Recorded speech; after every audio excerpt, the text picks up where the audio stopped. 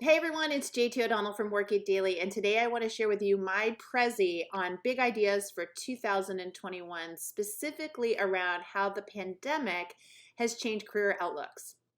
So I'm going to walk you through four main areas. First, we're going to talk about priorities.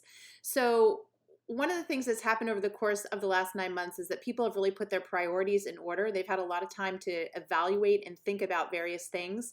And when you do that kind of self reflection, there's a super opportunity for you to apply what you've learned about yourself to your career. So let's take a closer look.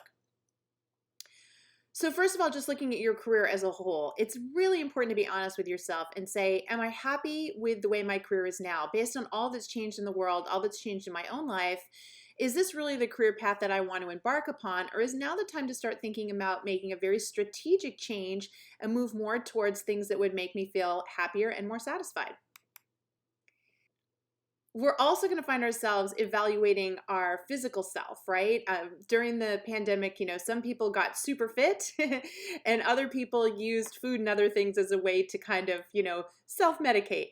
Either way you look at it, as we go forward in 2021, I predict that health and wellness will play a huge role because we'll want to feel stronger again and, make healthier choices, which puts us in a much better position physically and mentally to go after new career changes.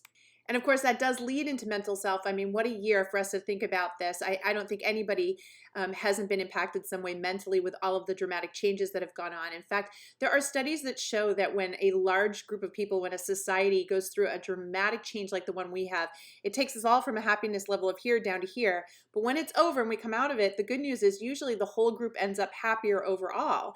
So I think that's very encouraging news for anyone that's kind of been suffering maybe with, depression or anxiety. There are going to be opportunities in 2020 to make that better. And I think figuring out what you want to do in your career and moving towards something that makes you feel happier is one of the ways to help you support yourself in that mission. And then, of course, there's family and friends, relationships. We've strengthened a lot of relationships this year. We've realized which relationships really count and probably to some degree which ones don't. So I think you're going to see people expanding and making certain relationships a priority in 2021. I also think we're going to see a lot of people letting go of toxic or unhealthy relationships.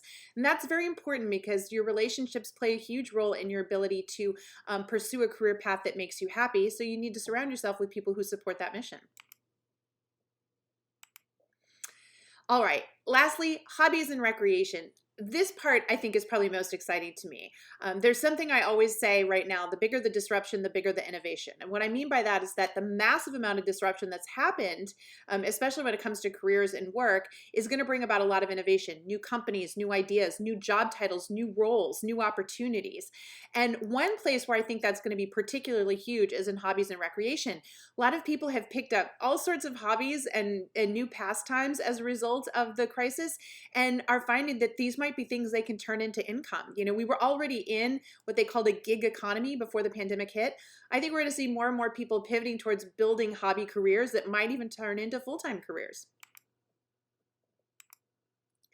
All right, so now we're going to move on and we're going to start to talk about those growth moments. Whenever we have a trauma like this, whenever we have something this dramatic happen, there's always a lot of post-traumatic growth, and you can look that up. It's a real thing.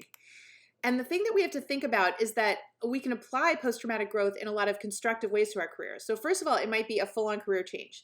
You might realize, you know what, I'm done. This career is not fulfilling to me anymore. It's not taking me in the direction I want to go in. I'm going to do something about it.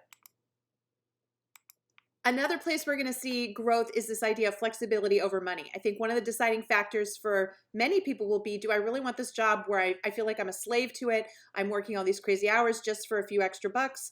Or do I want to free myself and take a lesser paying job that offers me a lot more flexibility and creates a healthier lifestyle? And then another area we're going to see this is in the overall definition of success. So this is something that's been important to me for the last 20 years. I've always focused on career coaching to help people feel more satisfied in their careers. And the way to do that is to redefine success on your own terms. I think a lot of people are going to say, gee, I realize now I've been following society's expectations of me or other people's expectations of me and pursuing definitions of success that didn't really work for me. And I think when you wake up from that and you realize you can craft your own definition of success, you open up a lot of career doors. Okay, then we're moving on and we want to talk about innovation when it comes to careers because that's going to be a big topic. What did I tell you? Bigger disruption, bigger the innovation, lots of new careers, lots of new companies. I mean, the next Google, Apple, Facebook, all these companies are going to start to come out of the woodworks as a result of the massive change that we've seen over the last year. So, as I said, one way that you'll be able to make a career change is turning hobbies into careers. We live in an influencer world, in a storytelling world, social media. Lots of people are learning how to monetize and build careers, giving away advice and doing crafts and other things and sharing all of that on social media. So that's just one way that I see hobbies becoming careers. But I think other people will take their hobbies and realize there are certain aspects or skills that they've developed that they could apply to full-time jobs. There's lots of ways to take your hobbies, the things that you love to do, and use them to make your career better. Of course, it's getting creative with careers. This is another thing I think we're going to see. People are going to go in and say, this job doesn't fulfill me anymore. I want to craft a new job for myself. Here's how I can create value. Most important thing we can remember is that companies hire us because we save or make them enough money to justify our cost. Once we figure that out, we can start to look for the ways that we would prefer to deliver that value. And that's how we can start to customize a career path and create something new for ourselves. And of course, redefining brand new roles. So when you have something like this that has just completely decimated everything we've ever known about career and work and how companies should be run, the result is that a lot of new jobs get created to address all the new concerns.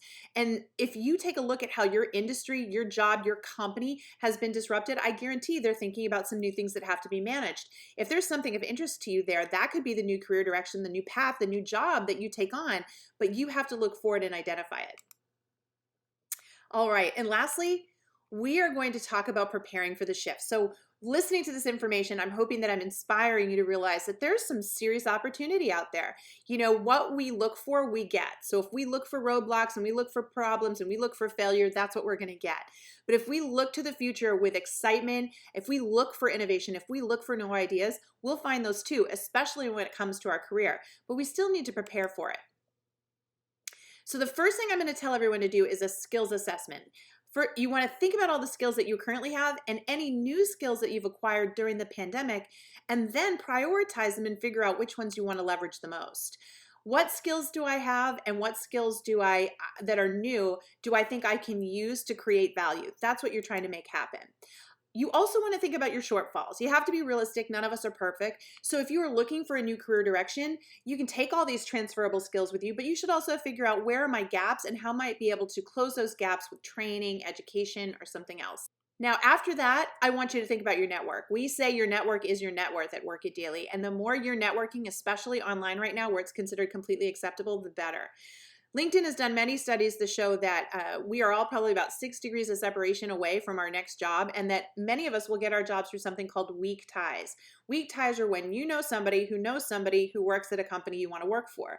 They make the introduction, and they're not, overly vouching for you. They're just putting you together. But that mere connection through somebody else elevates the chances that you get the job. This is the kind of networking that will become so important as we move forward.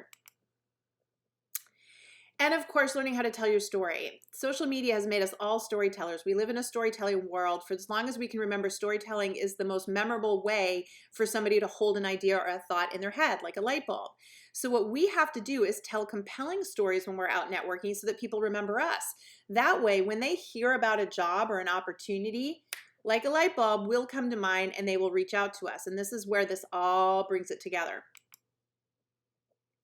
The most important thing I can tell you is that leaving a lasting impression when you're telling your stories is to create that aha moment. So make sure that whatever you're sharing has something really important and insightful to say so that it is more memorable to the people that you're sharing it with.